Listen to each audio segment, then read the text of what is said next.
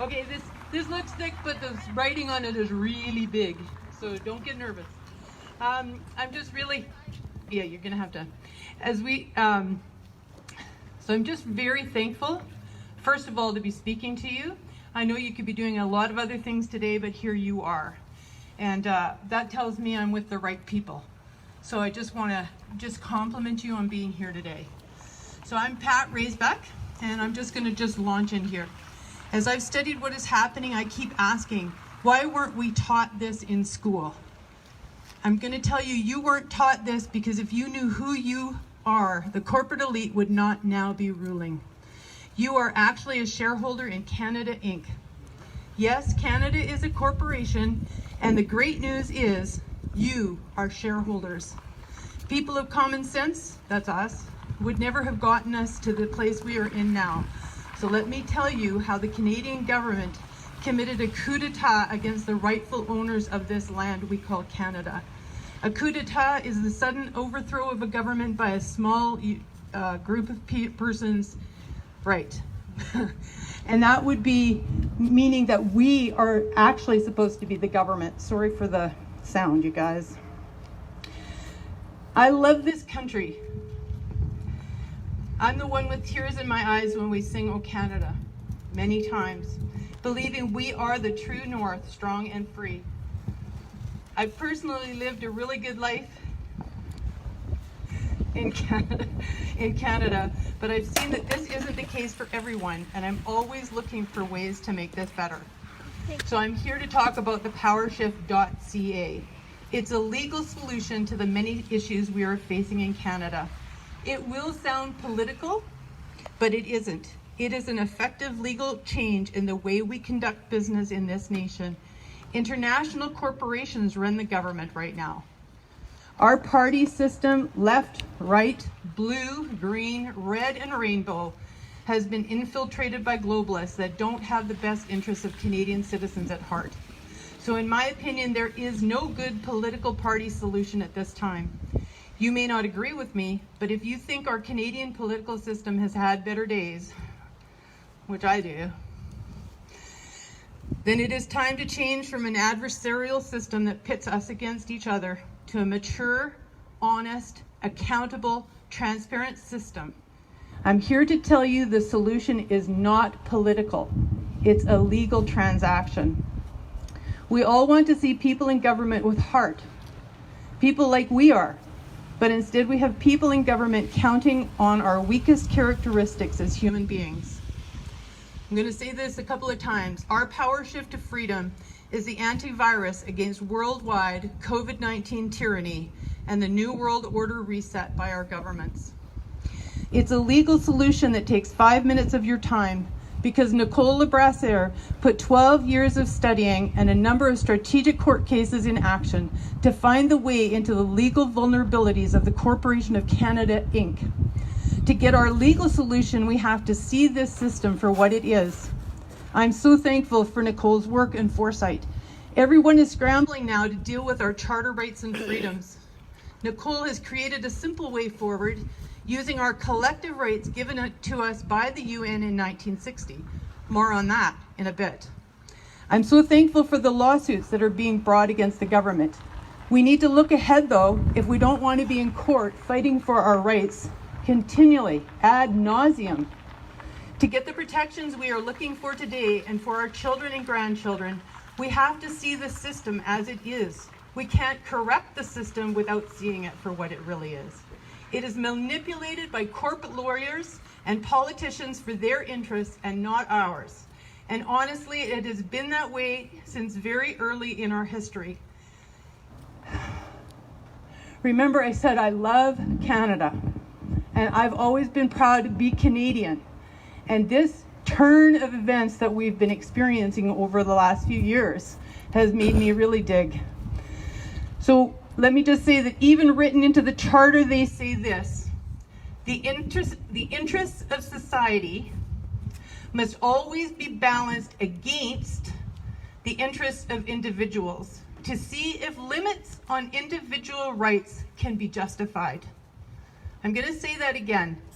The interests of the society must always be balanced against the interests of individuals to see if limits on individual rights can be justified. That's in our charter.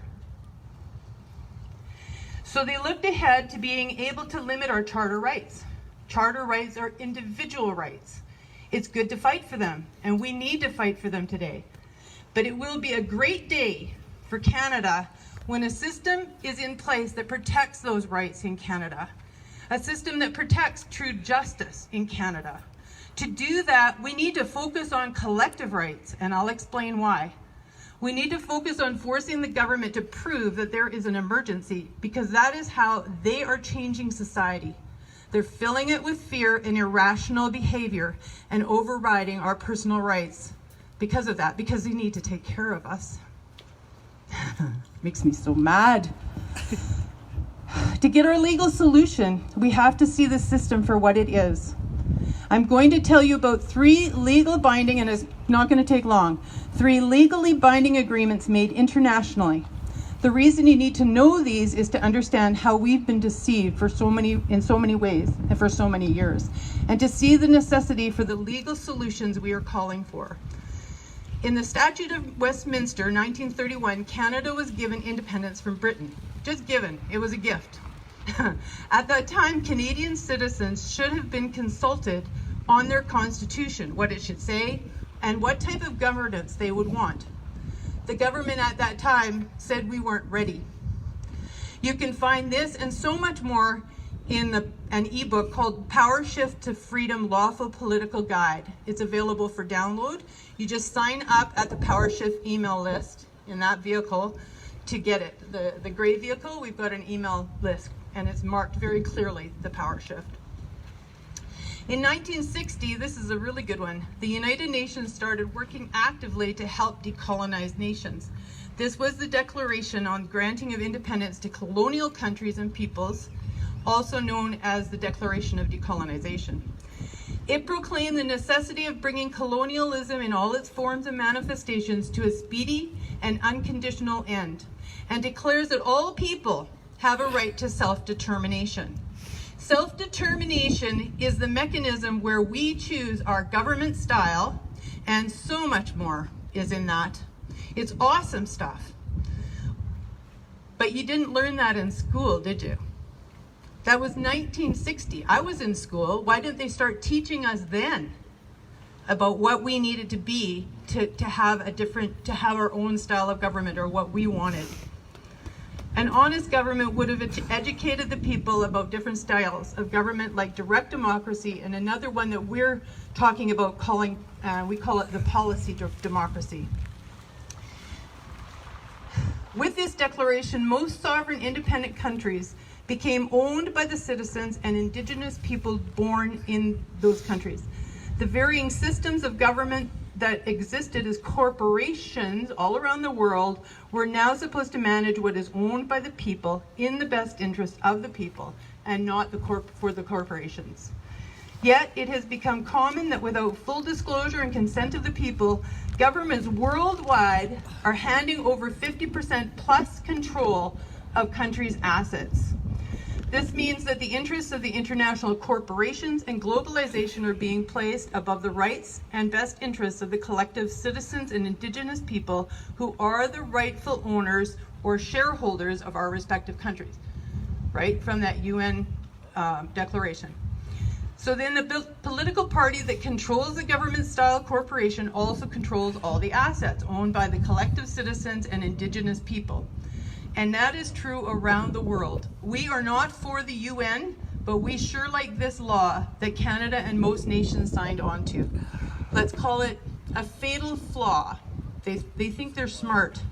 They're very, very clever. But if we will do our research, we can find the vein for our good, right? In Canada, sovereignty belongs to the Crown. So why is that? Since 1931, we had independence from the Queen of England. So when we see the Crown or the Queen in our Constitution, it is another word for the government. LOL. Imagine that. They write themselves into the Constitution twice. giving them double power over us, which is where we should be. As we should be the sovereign people of this nation.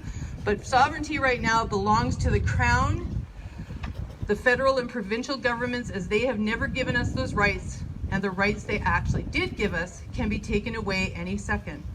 Remember, in the Charter they say, the interests of society must always be balanced against the interests of individuals to see if limits on individual rights can be justified.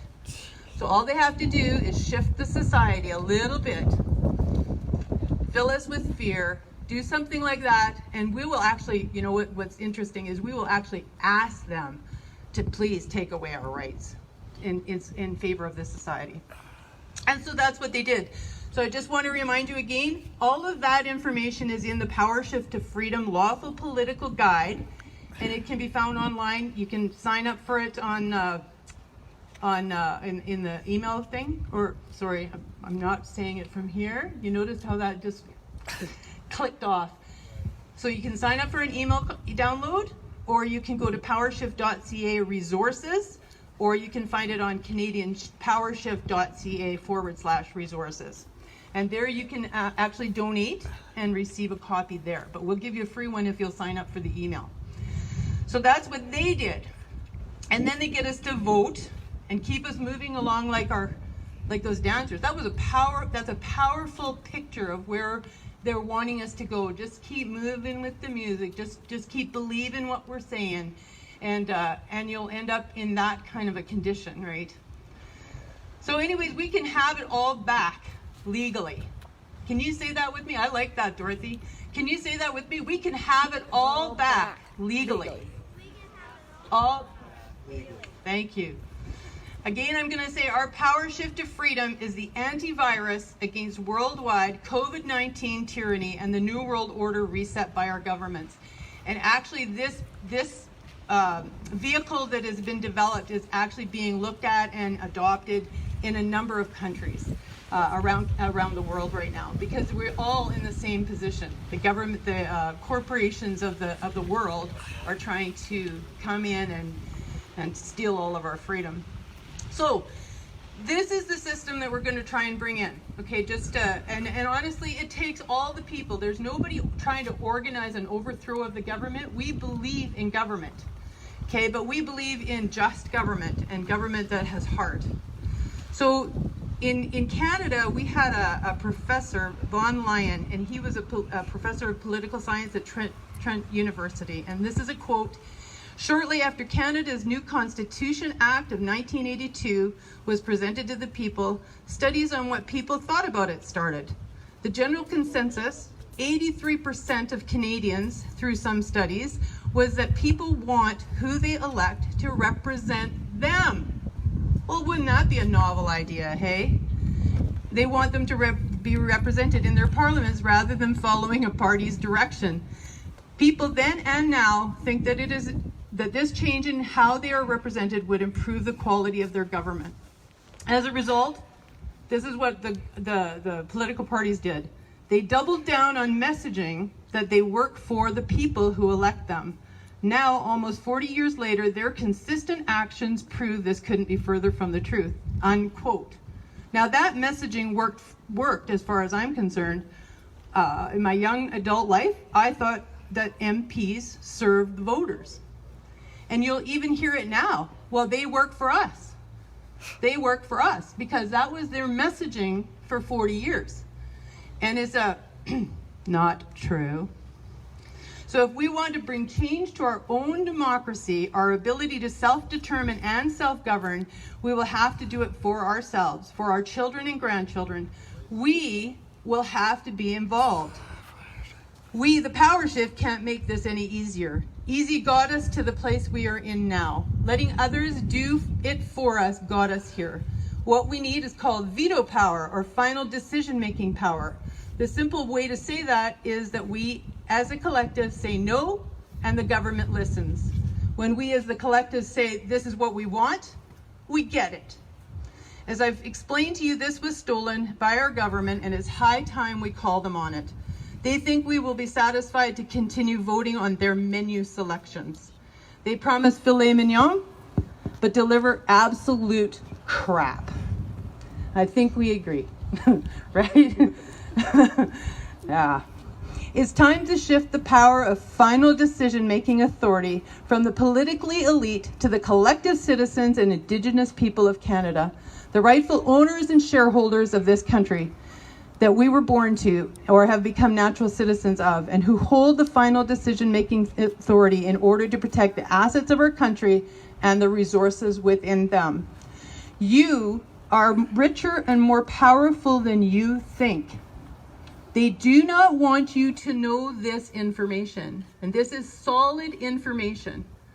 All right, so this is what the powershift.ca is. It has 3 main prongs right now. We're almost there.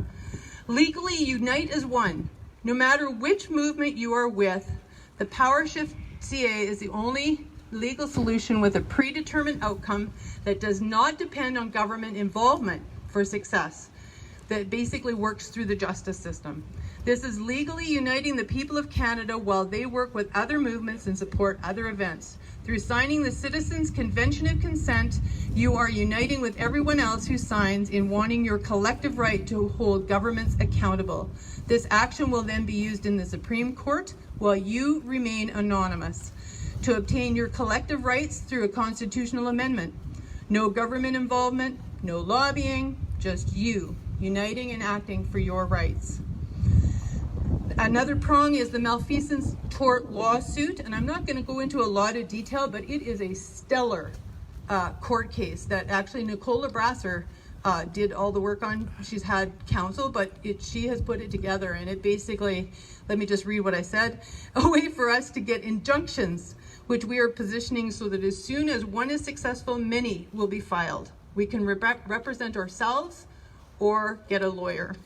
It's simple. Number 3, we have a formal Canadian Citizens Letter of Independence from the UK, which was a final severance and repeal of the Canada Act 1982 and all other acts and statutes relating to Canada that are still part of the UK, which means all the immunity acts, so cabinet immunity, they're immune from prosecution right now. Regulations for the governments written by the lawyers will all be null and void, which that's not the one I want.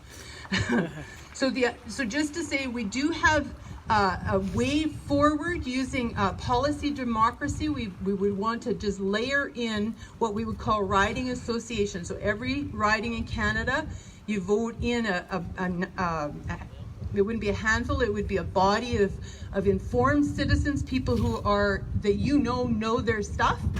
And over not very many years, we would see the MPs reporting to the riding associations and not to parties. So we would still have very similar government, the parties would not be the problem anymore.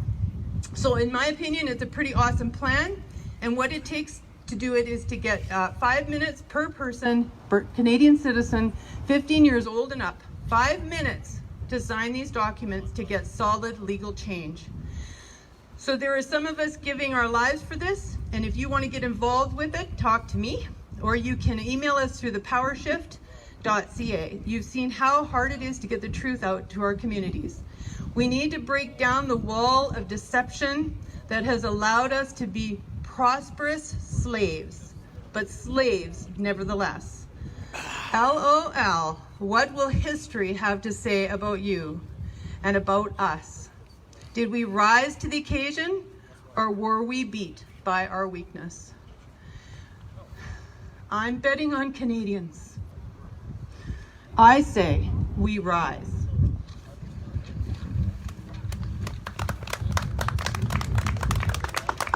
Thank you so much, Pat. That was awesome.